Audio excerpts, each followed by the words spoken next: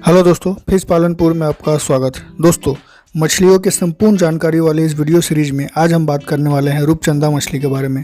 जिसमें हम क्या बात करेंगे वो मैं पहले आपको बता देता हूँ। रूपचंदा मछली को पालने के क्या फ़ायदे हैं, क्या नुकसान है, क्या स्टेप बाय स्टेप प्रोसेस होता है, एंड इस मछली को पालने से पहले किन बातों का हमें ध्यान रखना चाहिए जिससे कि हमें नुकसान ना हो, और किन बातों का ध्यान रखना चाहिए जिससे कि इस मछली को हम जल्दी से जल्दी ग्रोथ ले लें और मार्केट में अच्छा रेट भी हमें मिले। ठीक है, तो बने रहिए इस वीडियो में। इस 5 से 7 मिनट के वीडियो को देखने के बाद आपको रूपचंदा को लेकर के सारी डिटेल जानकारी आपको मिल जाएगी। और साथ में मैं ये भी बताऊंगा कि आपको ओरिजिनल सीड कहाँ से मिलेगा, कैसे मिलेगा। ठीक है, सबसे पहले इंट्रोडक्शन के बारे में बात करते हैं कि इस मछली का इंट्रोडक्शन क्या है। तो दोस्तों, ये कैटफिश मछली है एंड बेसिकली ये ब्राज़ील से आया हुआ मछली है। जैसे कि रोहू ये सब हम लोग का इंडियन मछली है, उसी तरीके से ये ब्राज़ीलियन मछली कहा जाता है इसको। ठीक है, आप पिराना नाम सुने होंगे, इसके ऊपर एक मूवी भी आया हुआ था। तो उसी प्रजाति का ये मछली है। बेसिकली ये मांसाहारी मछली है। ठीक है, तो इस मछली को पालने के क्या फ़ायदे हैं वो पहले बता देता हूँ। सबसे पहला जो फ़ायदा है इस मछली को पालने का वो है इसका फास्ट ग्रोथ। ये काफ़ी तेज़ी से ग्रोथ करता है आईएमसी के मुकाबले, एंड ये बहुत इजी होता है इसको कल्चर करना। जैसे आईएमसी में थोड़ा टफ होता है, बट आप रूपचंदा को इजीली पाल सकते हैं अगर आप फीडिंग पे थोड़ा ध्यान देते हैं तो। ठीक है, ज़्यादा डेंसिटी में भी आप डाल सकते हैं आईएमसी के मुकाबले, क्योंकि आईएमसी जहां हम 4-5 हज़ार डालते हैं यहाँ उससे हम लोग कहीं ज़्यादा डाल सकते हैं। वो मैं आगे बताऊंगा कितना डाल सकते हैं। तो ये कुछ एक फ़ायदे हुए, और भी जैसे फ़ायदे हैं कि इसका डिमांड भी बाज़ार में आजकल काफ़ी तेज़ी से बढ़ते जा रहा है बिकॉज ऑफ हेल्थ बेनिफिट। इसका हेल्थ बेनिफिट है जिसके कारण से लोग इसको ज़्यादा प्रेफर करने लगे हैं। और एक जो खास बेनिफिट है दोस्तों वो मैं बता देता हूँ। जैसे कि जिस तालाब में आप आईएमसी पालन कर रहे हैं, मान लीजिए उस तालाब में छोटी छोटी मछलियाँ है जैसे कि पुठिया हो गया या कॉमन कार्प का जो कुछ बच्चा होता है ना, वो भर जाता है उस तालाब में। कॉमन कार्प अगर ब्रीडिंग कर देता है तो भर जाता है, जिसका कोई उपाय नहीं मिलता, और हम लोग जो भी फीड देते हैं वो सारा ये लोग खा करके वेस्ट करता है। या फिर उस तालाब में मान लीजिए डेढ़वा मछली होता है, छोटा मोटा जो भी अनवांटेड फिशेस होते हैं ना, उसको अगर आपको हटाना हो तो उस तालाब में आप 100 से 200 पीस पर एकड़ आप अगर रूपचंदा डाल देते हैं तो उस तालाब में जो भी अनवांटेड फिशेस है, छोटी छोटी मछलियाँ, वो सब ये लोग खा करके चट कर जाएंगे एंड आपका तालाब स्वस्थ हो जाएगा, फ्रेश हो जाएगा। ठीक है, तो इस तरह से इसका एक ये खास बेनिफिट है इस मछली को पालने का। अगर आप थाई मांगुर पालना चाहते हैं या पहले पालते थे जो कि बैन हो गया है, तो उसके जगह पे आप रूपचंदा पाल सकते हैं। फीडिंग आप जो उसको कराते थे वो आप इसको कराएंगे, बहुत अच्छा रिजल्ट मिलेगा एंड अच्छा खासा बेनिफिट भी मिलेगा। तो ये कुछ एक जो इंपॉर्टेंट फ़ायदे थे वो मैंने बता दिया। अब कुछ एक नुकसान के बारे में बात करते हैं। नुकसान यानी कि इस मछली को पालने का क्या क्या माइनस पॉइंट है। माइनस पॉइंट दोस्तों कुछ खास नहीं है। जैसे थोड़ा बहुत ठंड में आपको ध्यान रखना है, हालांकि उतना ज़्यादा नहीं, बट थोड़ा बहुत ठंड में बीमारी से आपको बचा के रखना है। बराबर आप मात्रा में चूना वगैरह यूज़ करते रहें, थोड़ा एडिएटर नया पानी देते रहें, तो आपको इसमें प्रॉब्लम नहीं आएगा। ठीक है, तो ये एक पॉइंट हुआ। दूसरा पॉइंट, हमेशा सीड इसका अवेलेबल नहीं होता और हर जगह सीड अवेलेबल नहीं होता। तो जहाँ से भी सीड लें, थोड़ा जांच परख करके सीड लें। एंड एक इम्पॉर्टेंट बात दोस्तों, अगर आपको रूपचंदा का सीड या फिर किसी भी मछली का सीड चाहिए, चाहे वो जयंती रोहू, एडवांस कतला, ग्रास कार्प, रोहू कतला, या फिर किसी भी मछली पंगास का सीड अगर आपको चाहिए, तो आप ऊपर दिए गए नंबर पे कांटेक्ट कर सकते हैं। हम इंडिया के किसी भी कोने में सीड डिलीवरी करवा सकते हैं।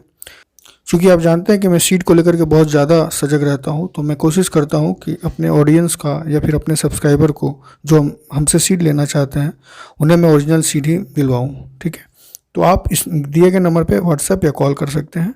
ठीक है, धन्यवाद। खास इंपॉर्टेंट पॉइंट है इस मछली को पालने से पहले, वो है कि इस मछली का हर जगह डिमांड अभी नहीं हुआ है। ठीक है, हर जगह डिमांड नहीं है बिकॉज बहुत लोग नहीं पहचानते इस मछली को। तो आप जब भी इस मछली को पालन करने जाएं तो पहले आप अपने एरिया में डिमांड पता कर लें कि इस एरिया में डिमांड है या नहीं है, फिर इस मछली के ऊपर दिमाग लगाएं। ठीक है, तो ये कुछ एक माइनस पॉइंट मैंने बताया। और हाँ दोस्तों, अगर इसका फीडिंग पे अगर आप ध्यान नहीं देते हैं तो ये मछली घातक साबित हो सकता है। बिकॉज ये क्या होता है ना कि अगर इसको 2-3 दिन तक खाना नहीं मिलता है तो ये अपनी ही मतलब जो मछलियां हैं, प्रजाति जो भी मछली तालाब में है, उसका पूंछ खाना शुरू कर देता है, एक दूसरे का पूंछ खाना शुरू कर देता है। या फिर अगर तालाब में आईएमसी डाले हुए हैं तो उसको नुकसान पहुंचाना शुरू कर देता है। तो ये सब चीज़ पे आपको ध्यान रखना है। ठीक है, तो ये मैंने नुकसान भी बता दिया। स्टेप बाय स्टेप प्रोसेस क्या है इस मछली को पालने का वो अब मैं बताता हूँ। ठीक है, सबसे पहले आता है पॉन्ड प्रिपरेशन, यानी कि तालाब कैसे बनाना है। तालाब दोस्तों जैसा नॉर्मल बनाते हैं वैसे ही बनाना है। मान लीजिए आपका पुराना तालाब है तो उसमें कुछ ज़्यादा खास डालना नहीं है, चूना डालिए एंड 2-4 दिन बाद आप इसमें सीड डाल सकते हैं, नो प्रॉब्लम। ठीक, दूसरा, अगर नया तालाब है तो उसमें आप 1 फुट पानी डाल दीजिए, 1 फुट या उससे आधा फुट पानी डालिए, उसमें चूना डाल दीजिए, जो भी रिक्वायर मात्रा है, जो मैंने बताया हुआ है दूसरे वीडियो में, चूना वाले वीडियो में, तो उतना आप डाल दीजिए। डालने के बाद आप उसमें 4 दिन 5 दिन बाद सीड डाल सकते हैं एंड कोई प्रॉब्लम नहीं। गोबर वगैरह डालने का ज़रूरत नहीं है, इस मछली को गोबर से उतना लगाव नहीं है, ठीक है। गोबर यानी कि बहुत ज़्यादा प्लैंकटन का ज़रूरत नहीं है, क्योंकि ये कमर्शियल फीड या फिर मैनुअल फीड आप इसको खिलाएंगे तो उसी से सर्वाइव करता है, ठीक है। अब बात करते हैं सीड स्टॉकिंग। सीड स्टॉकिंग कितना करना है दोस्तों? पर एकड़ में आप 8 से 10,000 पीस आप डाल सकते हैं। अगर आप नया मछली पालक है, न्यू फार्मर है, तो आप 8,000 से ट्राई कीजिए। अगर आप 2 साल 3 साल एक्सपीरियंस हो गया है तो आप 10,000 पीसेस डाल सकते हैं। क्या डालना है? फिंगरलिंग साइज़ का, मैं ये जो बता रहा हूँ फिंगरलिंग साइज़ का सीड डालना। अगर आप 100 ग्राम वाला डालते हो तो बेस्ट है ही, बट अगर आप नॉर्मली लोग 8,000 से 10,000 डालते हैं, वो फिंगरलिंग ही डालते हैं, ठीक है। एंड दूसरा, सीड स्टॉकिंग जब करते हैं तो इसमें ये ध्यान रखना है कि ये मोनोकल्चर आपको करना है, यानी कि सिर्फ आपको रूपचंदा ही करना है उसमें। जैसे कि हम लोग IMC में क्या करते हैं, 4-5 मछलियाँ एक साथ, रोहू, कतला, मृगल, ये सब मिक्स करके डालते हैं, बट इसमें ऐसा नहीं करना। इसमें आपको सिर्फ रूपचंदा ही डालना है। 100-200 पीस पर एकड़ आप IMC डाल देते हैं, उससे कोई नुकसान नहीं है, बट आपको इसको 50% 30% ये वाला सिस्टम यहाँ नहीं है, आपको पूरा मोनोकल्चर ही करना है, ठीक है। क्योंकि ये दूसरी मछली को नुकसान भी पहुंचाता है अगर इसको खाना वाना नहीं मिलता है तो। नॉर्मली लोग अभी तक जो सफल है, जो हम लोग जानते हैं, वो मोनोकल्चर में ही ये सफल पाया गया है, ठीक है। अब बात करते हैं फीडिंग का। फीडिंग क्या कराना? फीडिंग इसमें आप फ्लोटिंग फीड खिलाइए। नॉर्मली फ्लोटिंग फीड ही खिलाया जाता है, जिसका FCR 1.5 है, यानी कि 1 किलो मछली तैयार करने में आपको 1.5 किलो खाना खिलाना पड़ेगा, ठीक है। एंड इसका जो मैं चार्ट होता हूँ वो एक बार बता देता हूँ, एंड मैं आपको स्क्रीन पे भी दिखा दे रहा हूँ। स्क्रीन से भी आप इसको वीडियो पॉज करके देख लीजिएगा। मान लीजिए जैसे 5 से 50 ग्राम आपका सीड है, ठीक है, तो उसको बॉडी वेट का प्रोटीन देना है, उसको प्रोटीन देना 32% एंड फीड खिलाना है 6% बॉडी वेट का। मान लीजिए आपका तालाब में 1 क्विंटल मछली है 50 ग्राम वाला, ठीक है, या 50 ग्राम से नीचे साइज का, तो उसको प्रोटीन 32% वाला होना चाहिए। एंड 1 क्विंटल मछली को 6% यानी कि 6 किलो खाना उसमें जाएगा। आप 2 टाइम 3 टाइम, अगर बच्चा है तो आप 3 टाइम खाना दीजिए, 100 ग्राम से ऊपर है तो 2 टाइम खाना दीजिएगा, ठीक है, एक ही समय एक ही जगह पर, ठीक है। एंड 50 से 100 ग्राम का अगर आपका सीड है तो उसको प्रोटीन 30% लगेगा, और बॉडी वेट का जितना भी आपके तालाब में मछली है उसका 4% आपको टोटल खाना देना है, ठीक है, डिवाइड करके 2 टाइम में। अगर 100 से 500 ग्राम का मछली है तो आपको 26 से 28% का प्रोटीन देना है खाने में, एंड टोटल बॉडी वेट का 3% आपको भोजन जाएगा। 500 ग्राम से ज़्यादा का मछली है तो 24% का प्रोटीन देना है, 2% बॉडी वेट का खाना जाएगा 2 टाइम में, ठीक है। ये मैंने फीडिंग के बारे में बता दिया। अगर आप इसको मैनुअल फीड खिलाना चाहते हैं, जैसे कि सरसों खल्ली, राइस ब्राइन, मक्के का दर्रा वगैरह, वो भी आप खिला सकते हैं। तो ध्यान रखिए आपको प्रोटीन उस हिसाब से मेंटेन करना है।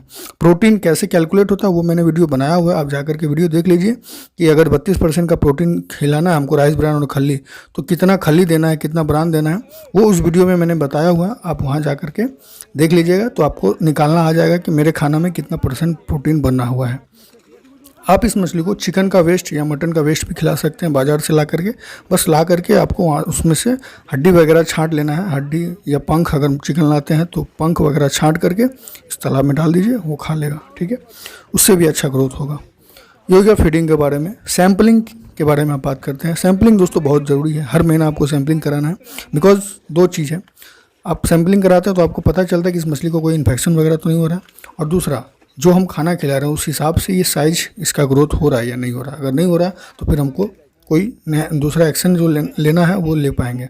अगर हम चुपचाप आँख में मूंद करके 6 महीना या 5 महीना सिर्फ खाना खिलाते रहें और 6 महीना बाद पता चले कि यार ये तो ग्रोथ ही नहीं हुआ, वो ज़्यादा प्रॉब्लम होता है, ज़्यादा लॉस करता है। इससे अच्छा है कि आप हर महीने, अगर आप पूरा महाजाल चला करके नहीं सैम्पलिंग करा सकते हैं तो वो फेंकुआ जाल जो बोलते हैं उससे फेंक करके आप सैम्पलिंग करा लीजिए, बट सैम्पलिंग ज़रूर कराएं, ठीक है।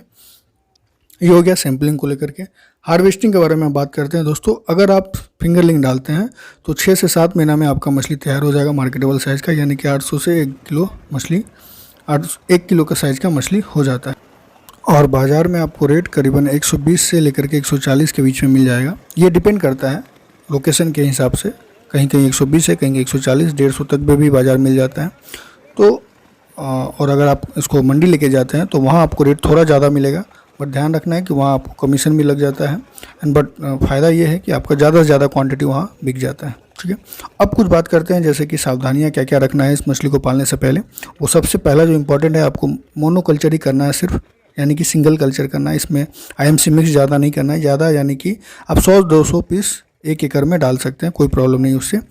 एंड दूसरा जो सबसे ज़्यादा इंपॉर्टेंट है कि पहले आप मार्केट सर्वे कर लें, क्योंकि हर जगह इसका डिमांड नहीं है, कहीं कहीं डिमांड है और कहीं कहीं डिमांड बढ़ रहा है। तो आप अपने एरिया में पहले पता कर लें कि डिमांड है या नहीं। नहीं तो ऐसा हो सकता है कि आपने मछली पाल लिया, तैयार हो गया, और जब बिक्री करने जा रहे हैं तो वहाँ कोई लेना नहीं चाह रहा है, सब IMC खाने में लगे हुए। तो इस चीज़ का ध्यान रखना है आपको।